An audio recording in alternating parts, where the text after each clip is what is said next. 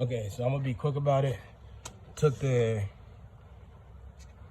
track bars out because it needed a flat spot for the lift to sit on. This is the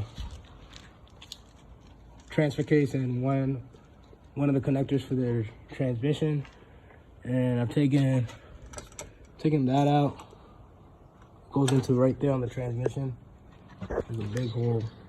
I don't know if you guys can see it, but it's right there. You guys can't see it. I've taken the shifter off. I probably need to take off the other part because I still have the top part, because if I take that out, I have to put a rag in there because I can't get any dirt in there. What else? I took the lines off of the transmission. This one, I was obviously dumb enough to just keep going with that. It was dark and I wasn't using light, and I found out I was twisting it, but I have another one I'll use.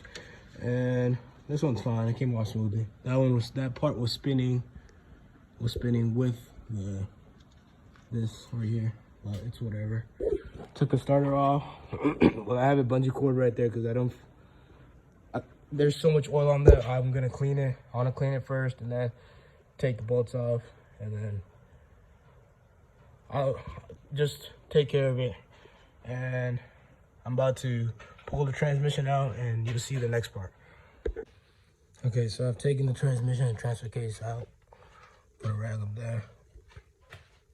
I'm taking these bolts out right now. Got a couple of them right now. And yeah, after I do that, take that out and start going at the flywheel. So as y'all see, I got the clutch out, and now I'm going at these bolts. And I'm going at these bolts right here. And when you're taking that off, it's kind of heavy, so watch out, because it can fall on you. It didn't fall on me because I already knew, but other than that, I'll show y'all what's next. As you see, that I've gotten it out, and so this bearing fell. I didn't know where it was from, but figured it out. How this goes in there, and this slides right there. Is that sitting on that? The clutch is sitting on top of that, so that's why this fell out. But the bearing stayed there, fell out without it.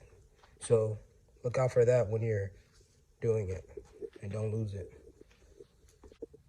Okay, so this is up close, and this is what makes me think that it's the rear main, and I already got the part. So as you can see, there's oil right down there. I wiped some of those, like up there. I think the flywheel was blowing it all over. That you can see it went on the exhaust. And I'm praying it's that, because I really don't want to take this apart and then put it back together and it's something else. So we'll see if that's what it is. So I'm about to start taking off those bolts and then pull off the old seal and see how it goes. So it actually wasn't even the rear main. I was wrong, and I'll admit it. I don't have a lighter on here, but I pulled the old pan down. Tomorrow I'm gonna drop it down because I'm tired. I can't do any more right now. Drop it down, clean all this gasket, Permatex stuff, and then put a new seal around. And maybe I'll show y'all putting it together. But this was kind of a fail, I guess. Chasing an oil leak. I didn't know it was coming from that seam right here. It was right here where it was coming from, and you couldn't really tell because those little holes. And when you wipe it, you'd see it sometimes, but then it wouldn't come for a little bit. But it explains why it started spilling more when it was hot, because I just checked this seal after I wiped it. It still hasn't bubbled up or anything, but this was leaking. I wiped it and I made sure it was dry. I even took a picture and then came back and had oil all up on it. So other than that, I'm basically just gonna pull the cab, and then lift the cab, because that's gonna be the best way. Lift the cab and then do it on the ground, like how you've seen on the other YouTube videos, and you've also obviously seen all those other ones, so there's no reason for me to show it. And then just jack it up in the front and pull it out and clean it the best I can. And I'm gonna try to do that all tomorrow, because Saturday is Christmas Eve and then Sunday is Christmas, so I'm trying to get it done before Christmas Eve. Alright, so it sucks that I have to pull the motor, but I gotta do what I have to do to fix the leak, so I'll show y'all what I'm doing right now. So I put wood blocks under the lift. I already have it up in the air. I have it lifted about 2 fingers from the bolt, and as you can see, it's up in the air. So now I'm about to go under, take the motor mounts off, and then pick the motor up. Okay, so I got the oil pan out, and I gotta take the silicone off. So I'm about to use this, go around, clean it up. I cleaned up all the edges, all the silicone's gone. I'm about to run to AutoZone and grab a new flange and seal so I can put it in there. I should have got the strictly diesel one, but it's gonna take a week and a half to arrive, so, and I want to finish it today. As y'all see, I installed the dipstick, flange. I bought a doorman one from, what's that? Bought a doorman one from AutoZone, Advanced Auto actually, and I just tightened it. So yeah, it's ready to get silicone and be put in. All right, so I got the motor down. It's really time consuming if you're doing it by yourself. Even though I have a forklift and what I'm doing it with, got those bolts in, one not all the way in, but motor mount bolts, I gotta just tighten them now.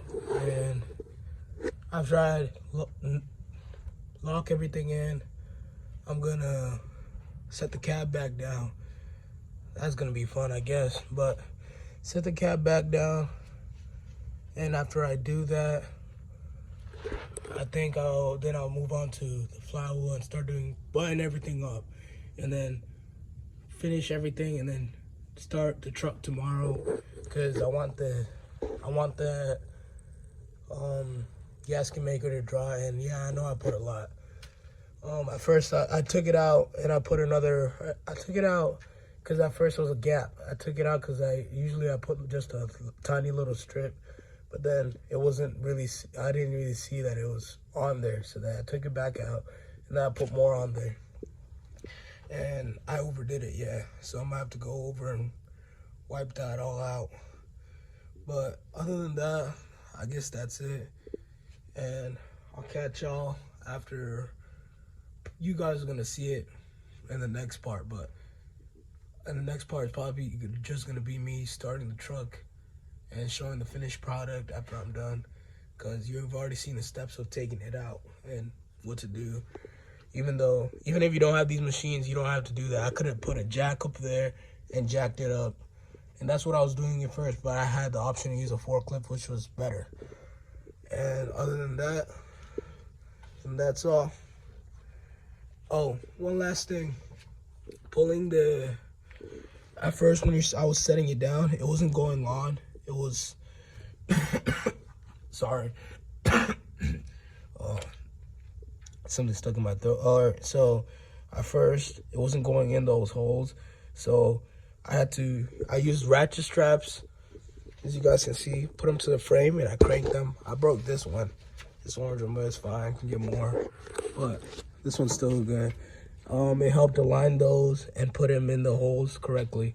So if you guys are struggling with that, think about put ratchet straps on the up pipes and then pull it back.